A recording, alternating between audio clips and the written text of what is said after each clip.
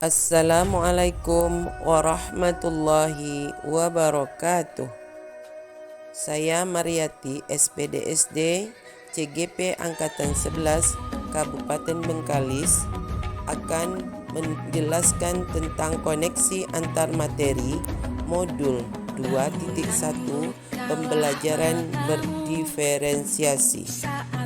Baiklah, saya akan memperkenalkan fasilitator saya, Ibu Anissa Fitri Nurhalida MPD, dan pengajar praktik saya, Bapak Safril Effendi SPD.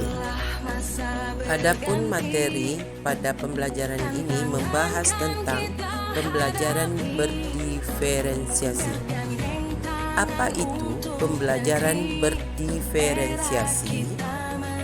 Pembelajaran berdiferensiasi adalah usaha guru dalam menyesuaikan proses pembelajaran untuk meningkatkan potensi dirinya sesuai dengan kesiapan belajar, minat, dan tingkat pemahaman dengan gaya belajar murid masing-masing. Karena setiap murid memiliki kebutuhan belajar yang berbeda. Setiap anak adalah unik. Mereka mempunyai kelebihan dan kekurangannya masing-masing, begitu juga dengan minat, bakat, gaya belajar, kebiasaan, pola pikir, kemampuan literasi, dan lain-lain pasti berbeda.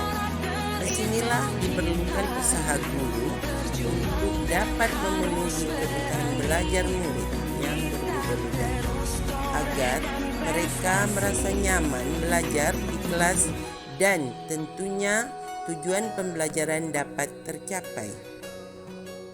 Bagaimana cara untuk dapat melakukan pembelajaran berdiferensiasi di kelas?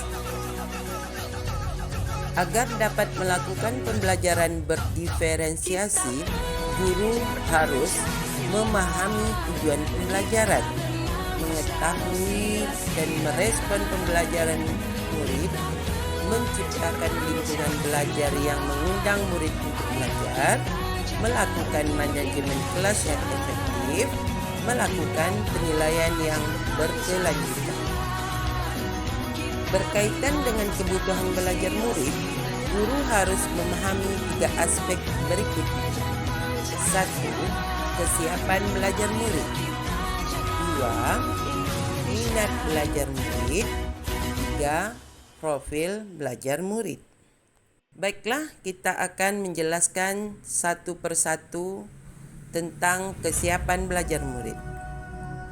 Mengharuskan guru untuk melakukan penilaian pengetahuan awal dan menentukan apa yang murid ketahui dan di mana murid berada. Minat belajar murid. Minat setiap anak pasti berbeda. Minat adalah motivator penting bagi murid untuk terlibat aktif dalam proses pembelajaran. Profil belajar murid berkaitan dengan 1. Lingkungan, 2. Budaya, 3. Gaya belajar, 4. Kecerdasan majemuk. Yang berbeda antara satu anak dengan anak yang lain. Kebutuhan belajar murid dapat diidentifikasikan dengan cara-cara berikut ini. Pertama, mengamati perilaku murid. Kedua, mengidentifikasi pengetahuan awal. 3. Mereview dan melakukan refleksi terhadap praktik pengajaran. Yang keempat, berbicara dengan murid sebelumnya. 5. Membaca rapor murid di kelas sebelumnya. Dan yang terakhir, menggunakan berbagai macam penilaian formatif dan diagnostik. Adapun strategi untuk mendiferensiasi pembelajaran terbagi 3, yaitu diferensiasi konten, diferensiasi proses, dan diferensiasi produk.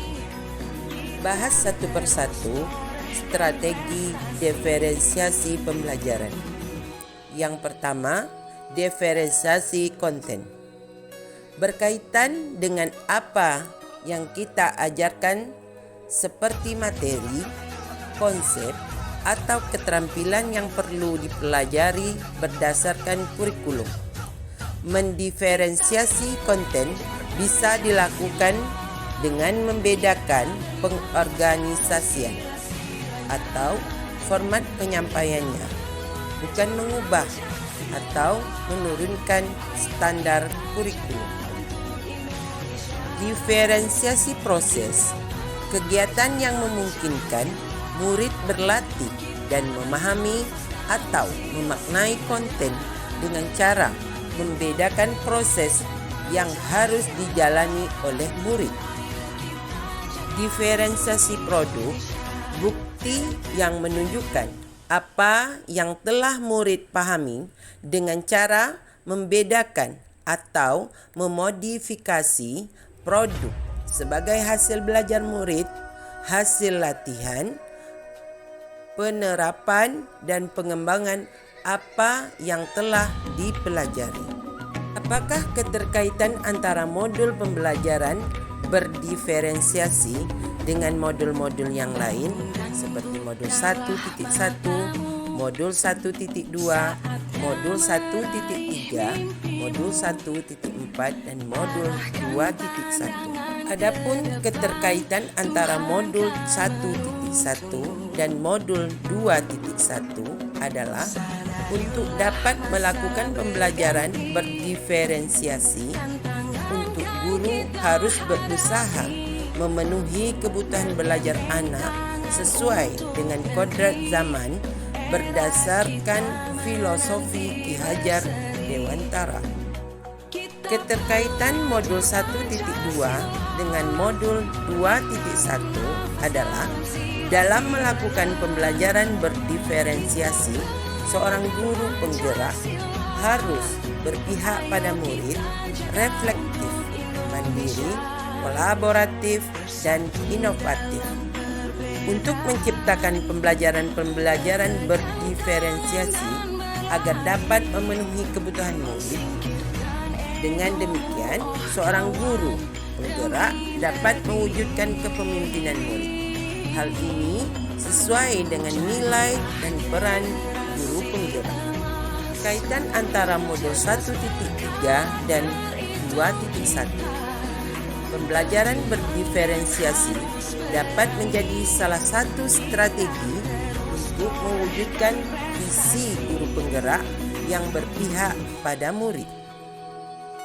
Keterkaitan modul 1.4 dan modul 2.1 adalah dalam pelaksanaan pembelajaran berdiferensiasi antara guru dan murid harus ada kesepakatan kelas terlebih dahulu agar proses pembelajaran dapat berjalan dengan baik sesuai dengan nilai-nilai budaya positif. Terima kasih. Salam bahagia guru penggerak. Saya Mariati mengucapkan wassalamualaikum warahmatullahi wabarakatuh.